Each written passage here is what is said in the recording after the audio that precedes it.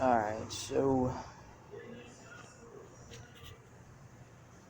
underneath a 2008 Lexus IS250 6-speed manual transmission.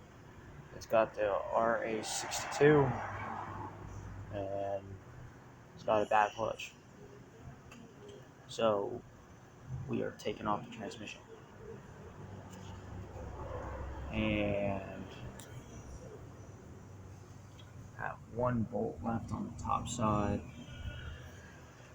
So we had to take off shifter linkage up here, driver's side header, master cylinder, slave cylinder.